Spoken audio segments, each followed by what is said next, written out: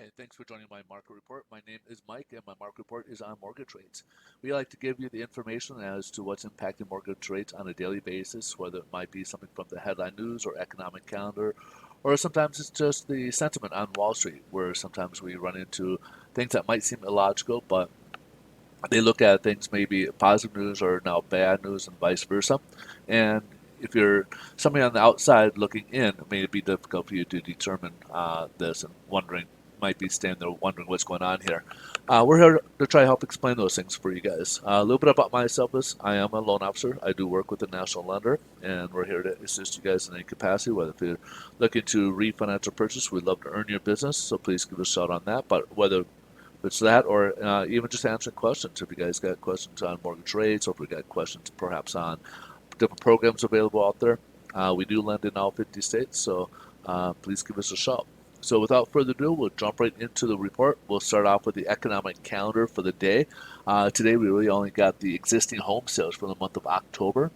So September we had 6.29 million seasonally adjusted units. Forecast was supposed to be a pullback a little bit of 6.2, and actually it went upwards a little bit by 6.34 million. So seasonally adjusted units here. So that basically went up 0.8%, as you can see here.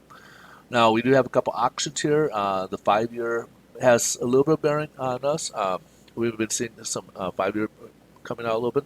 As you can kind of see here, the headline news it did pop up, but we had the 5-year auction and it didn't do too well. So it wasn't the worst, but it wasn't very good, and we did see a little bit more of a slide in the market here, mortgage-backed securities, as a result. So we'll touch on that 1 second here. We are seeing, Biden re-nominated Powell. That came out this morning, and when that did, we saw a pretty big slide in the bond and yields markets here. So we had adverse effect to those news. It was thought that if Leo Brainerd was elected as the new Fed chair, that we would have got a positive result. However, we got kind of a negative result as a result, as for the reason negative result from that choice. So, without regards, we'll go ahead and take a look at the bond market right now. We'll kind of put this, make it a little bit bigger for you, make it easier for you guys to see. We're down 33 basis points, so all this that we gained, we're up here, we closed up about here, so now we're down to here right now, and unfortunately, we lost about eighth to, about maybe even a quarter a point right now in the rates as a result of that. So we lost a lot of that gains we had last week, basically because of this right now. So down 33 basis points. And this week will probably be relatively light because we do got a short week. We got Thursday, we'll be closed due to Thanksgiving. Friday might be a very short-staffed one.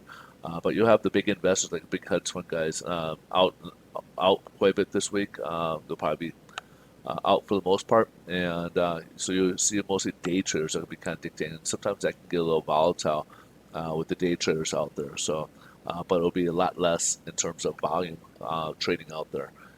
What's moving and what's not moving. But unfortunately, today that was not bond-friendly news, and we did get worse mortgage rate pricing today as a result of that. Here's how it looked earlier today. So as soon as we got that news, it just started coming back down, all the way down here as a result. And yields, of course, went the opposite direction. It went, sorry about that. It went upwards. So now we're up about 1.62. We're down to 1.5. So now it's going up all these levels here, up to 1.62 right now, and that's been kind of trudging upwards. When I first started looking at this earlier this morning, it was at 1.6 and it's working its way upwards. So now we're up at 1.62 as a result. Let's take a look at the national average in terms of the conforming loan limits out there. And these do have points built into them, so these are just kind of the average out there. And again, if you ask in quotes, there's a lot of variables that go into rates in there, whether if it's purchase or refinance, if it's cash out, if it's your FICO scores, how much equity or down payment you got, type of property, occupancy, all these things. We got a lot of variables that go into it and into pricing. So this is why when you get pricing from a friend or yourself, why it might be different across the board. All right, so here's the national average. 15 is at 2.55 right now, and the 30-year is at 3.16 right now. These are, again, the national average on the conforming limits out there. All right, folks. Again, we're here to answer any questions. You guys got anything you need to ask? Please feel free to reach out. We are here to assist you guys. If you guys like these videos, please smash that like button. We greatly appreciate that as well. Help our channel out, as well as give us a follow. You guys have a great rest of your day. Thanks so much for watching, and we'll see you in tomorrow's video. Bye bye.